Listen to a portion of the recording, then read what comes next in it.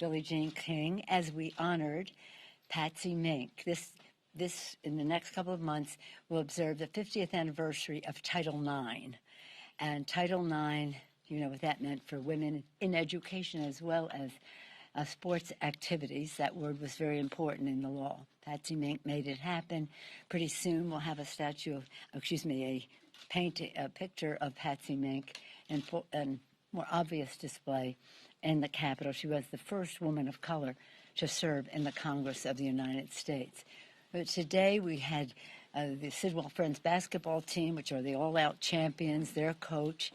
We had Wendy Mink, the daughter of Patsy Mink. So again, I start with something that we had been looking forward to, that we savored at the time and take great pride in.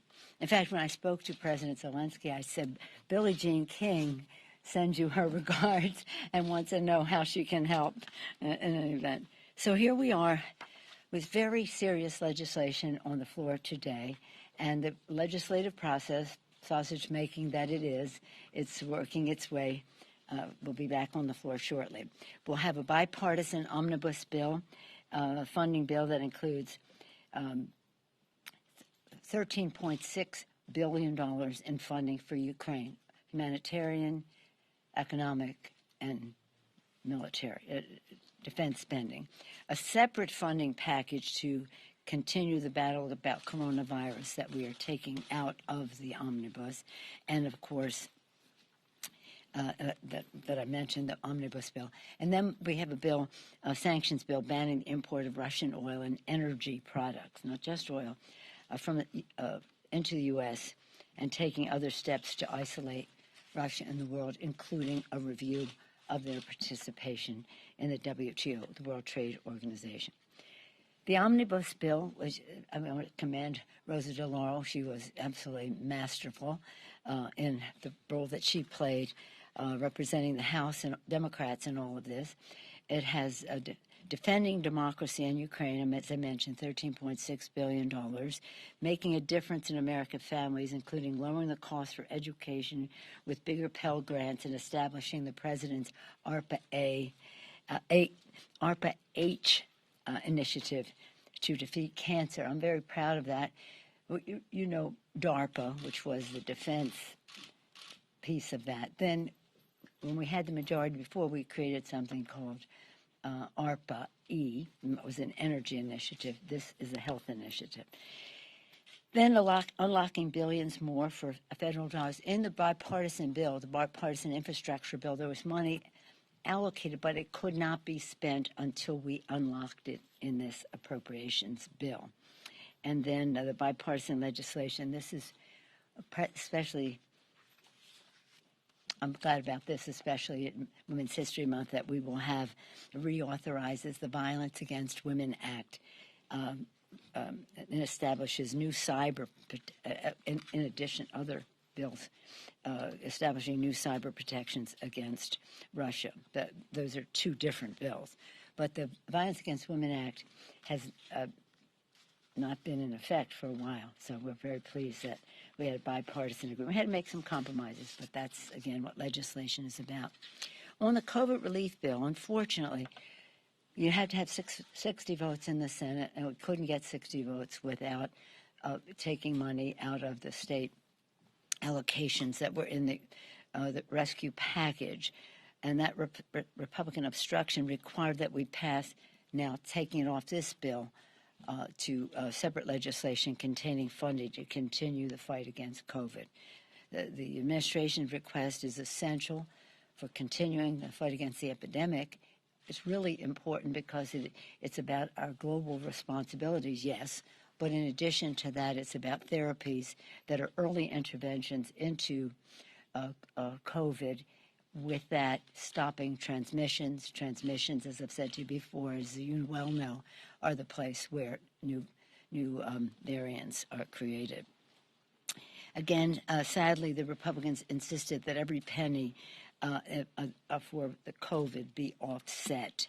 And again, we fought to make sure that they didn't take any money out of the pockets of localities but they did insist that it come out of the states. So in any event, we will have our bill on the floor today as well. Well, depending on how long this all takes, but that is the plan. Rules is about to meet. I don't know if they've gone in. They're about to go in, the Rules Committee. They gave notice that they were going in an hour a while ago. We plan to move as quickly as possible. Okay. I had over 45-minute conversation with President Zelensky earlier today. It is really an honor to just be on the call with somebody so courageous, so determined, and so strategic in his thinking about how to protect his country. The assault that Putin has made on Ukraine is an assault on democracy. So the Ukrainians are not only defending their country, they're defending democracy. We talked about a range of issues, including what the crimes against humanity that Putin is committing. About today, the news was that they bombed a maternity hospital, killing babies, children, moms. This is the beast that Putin is. What we would like to do is for the people of Russia to understand that, and of course, he's blanking out a lot of that. So in any event, it takes us to our other bill today, which is the Russian energy ban the import of Russian oil and energy products in the U.S. I mentioned that, cutting off major source of revenue for Putin. This is about jobs and money there. Takes steps to review Russia's access to WTO and explore how to further diminish Russia in the global economy. Reauthorize and strengthen the global Magnitsky human rights accountability. You know that bill. That was started as against Russia, particularly for Russia legislation, but then it was globalized so that massive human rights violators, any place, including Ukraine, can have further sanctions imposed upon them. Again, the call with Zelensky was for me a great honor, as I said. My colleagues who had spoken with him by phone over the weekend shared that view. We talked about that maternity hospital. We talked about weapons, that Putin is using weapons to prohibited in the Geneva Conventions, including cluster bombs and vacuum bombs, which cause severe suffering. The subject that we talked about also was the nuclear power plants that the Russians have as a target. And that 2 million Ukrainians, and the number will continue to grow, are fleeing their country. We want to be as helpful as possible. One of the things he called upon, of course, he wants planes, he wants anti-missile weaponry, he wants armored cars, he wants a number of tanks, but he also he wants the planes, you know that. But he also said that we're going to need everybody's help in rebuilding Ukraine as soon as we end this war. He was very positive about that. Back home, just on another front, not only as we talk about these things, we talk about lowering cost, increasing paychecks, cleaner government, and what we do, but not all of us, not everybody here shares that priority of lowering cost for families. This week, a GOP senator revived their party's plan to repeal the Affordable Care Act, repeal and end protections for 150 million people. Cut off access to more than 20 million, but end pre-existing condition protections, et cetera, for over 150 million families. A record number of Americans have gained access to the Affordable Care Act, more now. Under the rescue plan, Democrats further lowered premiums, saving some of these families an average of $2,400. But Republicans want to take those savings away, raise costs, including another plan announced by a GOP senator, which would, in his words, raise taxes on over half of Americans. The GOP plan would increase taxes for more than $1,000 on on average for the poorest 40% of Americans. Democrats are for the people and will keep fighting for them. So it's a busy day. We started celebrating that when women succeed, America succeeds, because month is Women's History Month. March is Women's History Month. Then into the legislation that's on the floor, historic call for me with President Zelensky, but at the same time staving off some of the assaults on America's working families that the Republicans continue to be engaged in. Any questions? On the omnibus, a number of your members said that they felt blindsided about the COVID relief offsets that were in there. Why were they not looped in earlier into this process when this had been months and months in the making? No, it hasn't been months and months in the making. This is when you're in a negotiation. And when you're in a negotiation, you do not weaken at the end.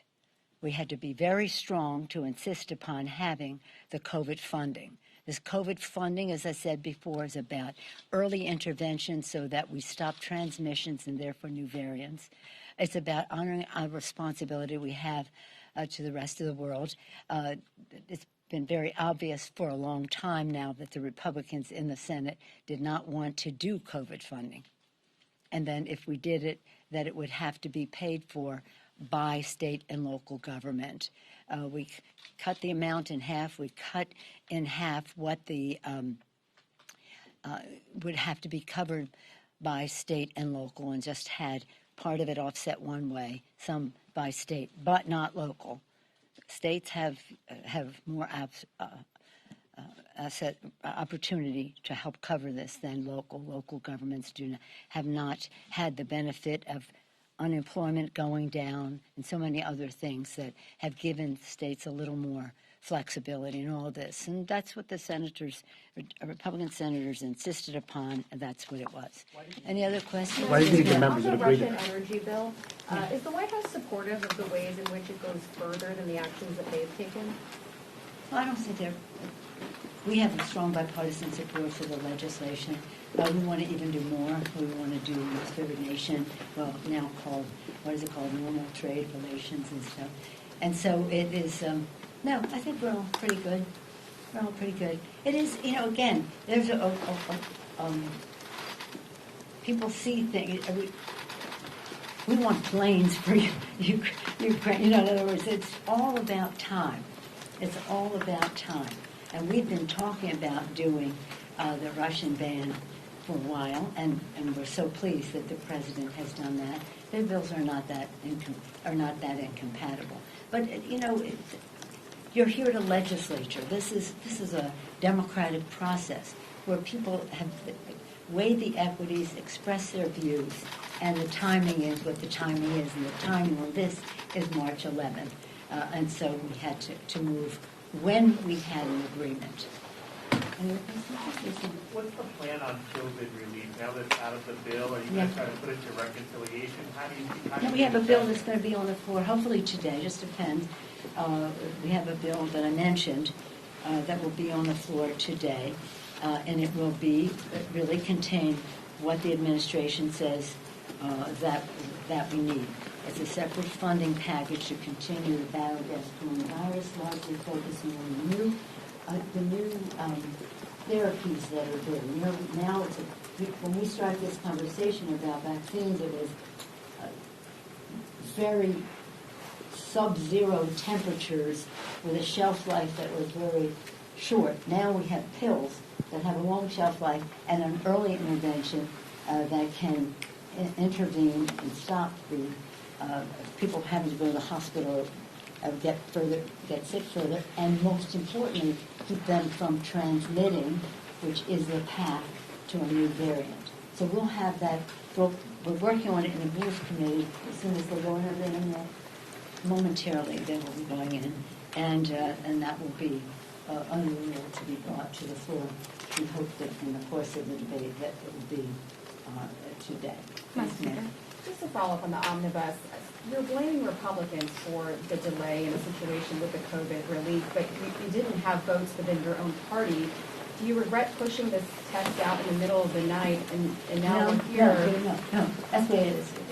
let's grow up about this, okay? We're in a legislative process. We have a deadline for keeping government open. We have a lively negotiation. It has to be bipartisan. We want it to be bipartisan, but in the Senate, you need 60 votes. So when I say blame, you say blame, I'm saying because you need 60 votes in it, they consider that a plus. I don't. But if you need 60 votes in the Senate, they have to come to terms. And as I said, it was greatly reduced. We didn't do localities. We did much less attributed to the states. And we had, unfortunately, less But you money. haven't come to terms the numbers of your own party, though. Well, That's what we're asking. is it a secret that the Republicans have wanted to have, did you not know that Romney had sent around a letter with all the senators signing it that said we have to take the money out of state and local government? This is not, may come as news to someone is that, when you subtract money, money is subtracted. So I don't even go there, because we are in a negotiation. Great things were accomplished. Rosa DeLauro was masterful. Senator Leahy as well. Even working with the Republican leadership, we came up with a bill of $1.5 trillion that will be spent this year. So are you And there saying that- has never been a bill, let me just be very clear, there has never been a bill that when it comes forward, and usually, it wasn't the dark of night, it was sometime last night, when it comes forward, that somebody, I didn't get what I wanted in the bill. You're telling Noah about the flood. I didn't get what I wanted. So I say to my members, yeah, that's a negotiation, and that's the way it is, and look at what is in the bill, and what it does for America's working families, what it does for Ukraine, what it does, that so much needs to be done, as opposed to what you don't like about the bill. So we will pass a bill that gets it all done, and we will continue to work on that. But as long as we need 60 votes in the Senate, members are going to have to know there have to be compromise. And Did you agree with their qualms? I mean, people, your lawmakers. you know what? I answered that question. You got something else on substance or something? I think that's pretty substantive. Well, it isn't substantive. It's process. And what we're talking about is policy here. We're talking about policy here. And maybe if you're just waiting around hearing what's happening, you don't understand that every line in the bill is a negotiation. That we're talking about the defense of our country. And some people don't like that we're spending so much, and how is it spent? We're talking about measuring the strength of our country by health, education, the well-being of our children and our families, the protection of our planet and the rest in terms of the environment. And with this president, this Joe Biden, this president, with justice, environmental justice, economic justice, so much has been accomplished that some of the governors are complaining that they're getting some of their money, while many of them are enjoying slush funds in all of this. Now, let me just say this. You want to talk about it? Who had all of the briefs that you all had to hand out from your station especially, or whatever you call it, that I was holding up the checks going to people in September and October. And isn't that a shame, because something is better than nothing. Well, I don't go there. I said to President Trump, you do state and local, you do the other things we have to do for America's working family, you have your checks. But I'm not giving you your check for nothing, because they fought state and local every step of the way in this new budgeting. It wasn't until Joe Biden became president that we were able to get the state and local. And that was something that was my fight. As the daughter of a mayor, as a sister of a mayor, I insisted that we have that state and local. A lot of senators are governors, and the governors, and they like the state. That's good. But we cannot depend on the states to distribute money, especially in some of the states. So I hold no... I can compare myself to anybody on stage for every dollar that those governors and those mayors got, and the mayors we did not subtract that. So where did this money come from? I know one person said he was going to vote against the bill. He didn't even vote for the bill that gave the money.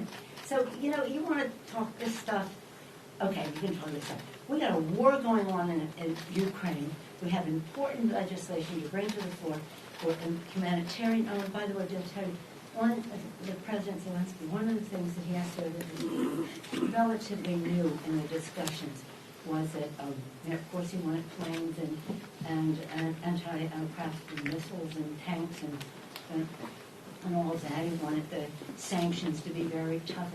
But what he did ask for was help in rebuilding of Ukraine. And all of us are going to help in rebuilding because the beast that is Putin is just destroying civilian areas, hospitals, striving to put out nuclear facilities that are the source of electricity in the country. So we've got important work that we're doing here. Some of the members are disappointed. I'm disappointed. As Dave Bowie would say, Dave Bowie used to be the chairman of the committee. He'd come into the room and he'd say, I know some of you don't like the way this went, and you don't like me. Well, I don't like me either. You don't like what you didn't get in the bill? I'm very unhappy with it. I didn't get in the bill. You think I could have gotten something into the bill as Speaker of the House? No, because it takes 60 votes in the Senate. That's it. That's all I'm going to say about that. And if you want to talk about policy, I'm happy to take those questions. But I'm not. I thought you were busier people than to have 1, 2, 3, 4 questions about the fact that we are moving with our bill and we're not wallowing in what some governors are complaining about not getting. Madam Speaker, could you just follow up on that? Yes, ma'am. Yeah, on Ukraine, did the discussion come up with President Zelensky about a no-fly zone? Yeah. What did he have to say about that, and where do you stand on that? Well, I had last week and this week conversations with the Speaker of the Parliament of Ukraine, and that would, and correspondence that was sent us in the rest. That has always been one of the things they ask for. But they know that we can't go there. Putin is trying to bait the trap so that we go in, and that's could be the beginning of World War III. Putin totally irresponsible using weapons that are not allowed under the Geneva Convention. Putin who threatens chemical weapons, nuclear, and the rest. So they know that we can't, but it's the ask. Now, he was this morning more. If we can't have a no-fly zone, let us have our own, and we need the airplanes to come in. And that is what that is that there are planes that the Ukraine pilots are trained on, and these are some of the planes that are in Poland. Poland said that they would do it if America said yes. America said yes, and now they want to backfill. That's, another thinking of these to Ukraine, then we want to, but this morning he was less on the ask for the policy, more on let us do it, help us get the planes. But also, there is a school of thought that thinks the anti-aircraft missiles and the rest are a very important way. Myself, when I see those tanks, that 40 miles of tanks, I'd like to take out those tanks. I mean, I think that then having more planes might be useful. But that I'm not a military strategist. We hope that we will be able to get it to a place. I hope. You asked me how. I hope that we get to a place where the MiGs, which are the kinds of planes they've been trained on, can go to Ukraine. The F-16s, especially if we have an excess of them, can backfill. I'll take one more question. Madam Speaker, regarding your conversation with President Zelensky, you mentioned he asked for a number of things. It sounded like that would go beyond the $14 billion that's currently under consideration. Are we talking Go beyond what? the $14 billion that's under consideration right now? Are we talking about additional spending over? What we have right now, 13 point whatever it is, $billion, defense, humanitarian assistance, and economic assistance. Could be loan guarantees, all that.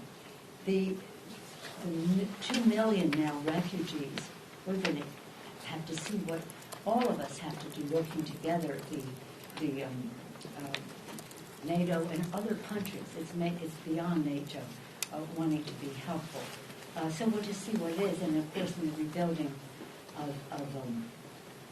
of the country, the loan guarantees will be helpful, but all of us will have to do more. But we'll see what it is and how long this war takes, because when you're talking about rebuilding, bless his beautiful soul and courage, you're talking about winning the war and moving on for there.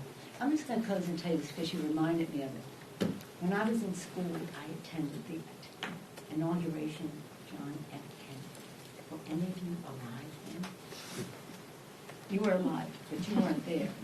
No. I was in sixth grade. You were in sixth grade. Well, I was in school too, but I won't go into it.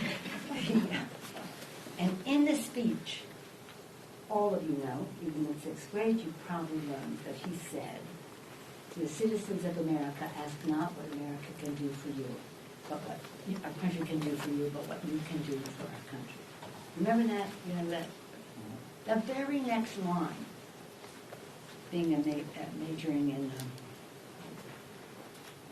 political science and all that, the very next line is what I took away. The very next line is, "To the citizens of the world, ask not what America can do for you, but what we can do working together for the freedom of mankind." And that's what President Biden has been doing, working together.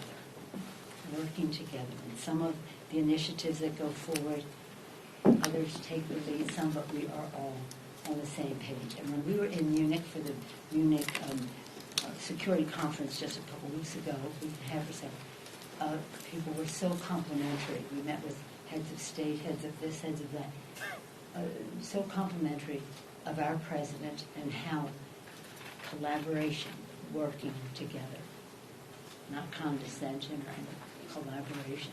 So I'm very proud of where the president has gotten us on this. We're very sad about the brutality of the beast, Putin, and that he has committed war crimes.